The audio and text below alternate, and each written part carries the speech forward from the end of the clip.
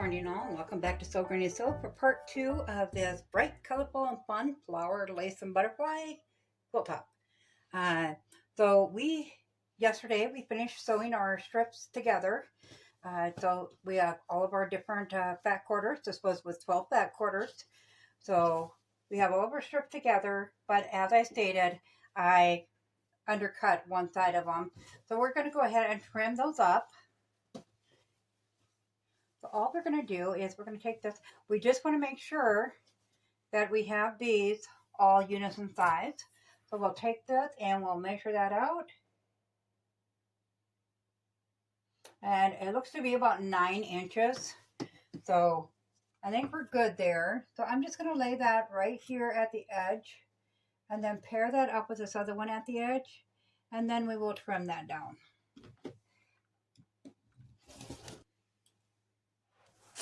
And we'll just roll that over and keep on going through them.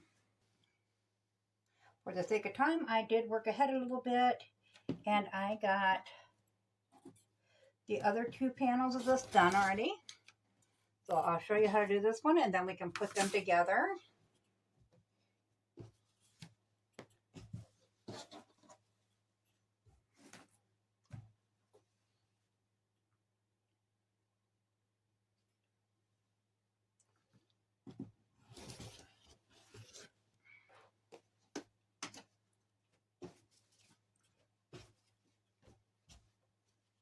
I am so excited. The top is almost done.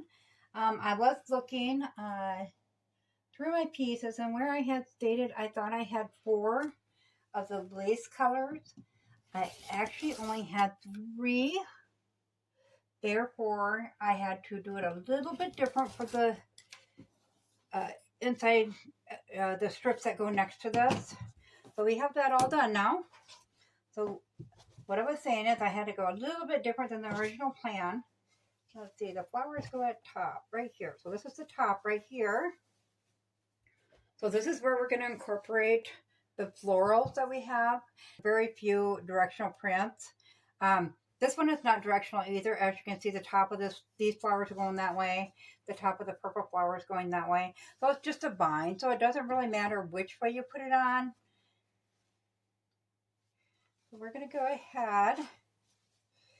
And I know that these strips here are 5 inches longer than these other ones. So I'm just starting it in 2.5 inches when I lay that down.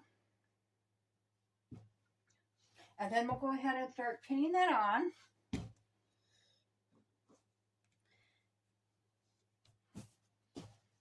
And we'll just work our way down and continue to pin that on.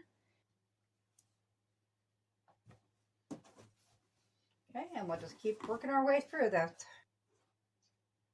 And as always, when you hit the seams in your fabric, make sure that they are laying flat.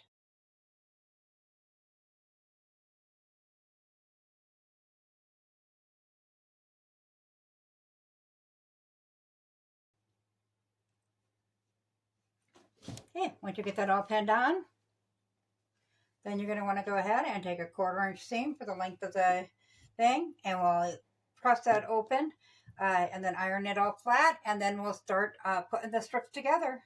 We got that attached and we got that iron flat, so now we need to trim the ends. But because this one came out different than the other 2 did at the ends, so we'll go ahead and trim those down. Once we get it all sewed together, we can definitely cut the length because the length was coming out quite long according to what the original plan was. So I'm going to go ahead and trim that down.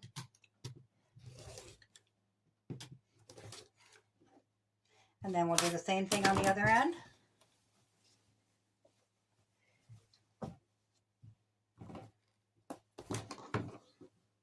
That is the fun of designing your own patterns, though, is you come into a lot of different things that you never thought of. I like troubleshooting things like that. So if you're not one to troubleshoot, you might want to stick to patterns because you do have a lot of troubleshooting. Okay, so we have that one done that far as well. Each of these 3 strip sets that we did, we have an attachment on it. So we're gonna, because I want the lace to be on the outside. That way when we put a border on, if we use the extra of that in the border, it's not going right by that. Or perhaps there might be a flower and it might hit, that it'd be like that next to each other. So we're gonna go ahead and put the lace on the outside edge.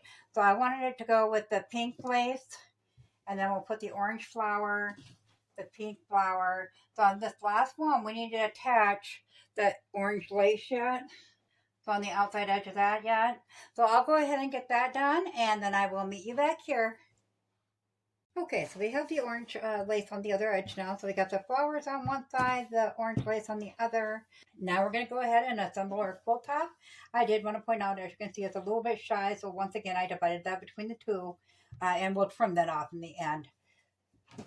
So we want the lace on the outside. We got the pink flowers there. Then we want to connect this one that has the orange flowers. So we'll go ahead and get those lined up, pin them together, bring them to the sewing machine. And then when we get that one done, we'll come back and we'll attach the orange to that one.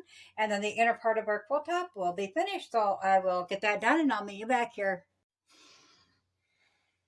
So I got the piece connected there. So it is all connected together. I was just doing a little bit of color checking here. So on the, I'll pull this up here so you can see it quick. They're finished, well, the inside anyway, it's a finished quilt top. We are currently at 44 wide and 71 long. I generally do 72 by 60 for a lap quilt, which is what I'm doing here. And we're not quite there. So I'm going to add in a border just on the sides because the length is at 71 and I only want 72. And by the time I get the get everything on there with the binding and stuff, I want a nice wide binding on there. I don't want to add to that length anymore, especially with it being so narrow right now. So I'm going to go ahead and do a border on the sides of it, which will connect right up to here, actually right there.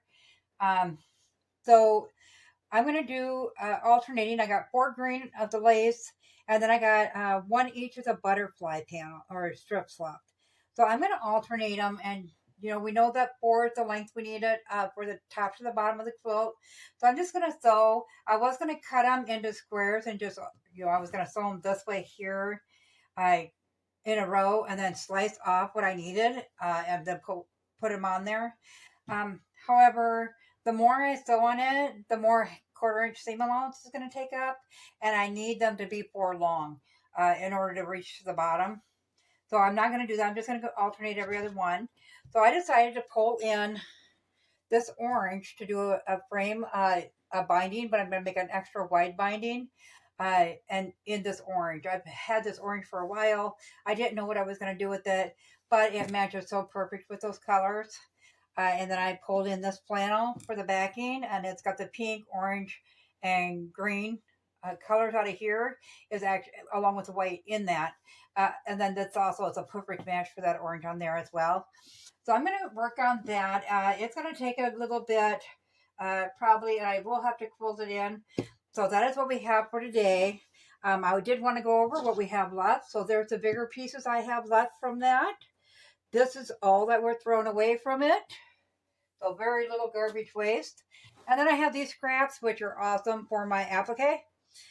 So I will be utilizing those on the applique. I have a little throw I'm going to make up with a lot of applique in it. So these are perfect because they're nice, bright, fun colors. I really hope you enjoyed this as much as I did. I love the bright cherry colors. And though I want it done right away, it might take a little bit. Hopefully within the next couple of weeks I can get it done. I do list items like this when I'm making them just for the videos on my Etsy shop. I'll go ahead and I'll pin the Etsy shop link in the comments below once I get this item listed. Be nice for a porch blanket, sitting outside on a cool summer's night. Perfect for that. Well, I hope you found this video useful, and if you really enjoyed it, go ahead and give it a big thumbs up because that helps our channel grow. Thanks for tuning in, guys, and I hope you have a great day. Bye.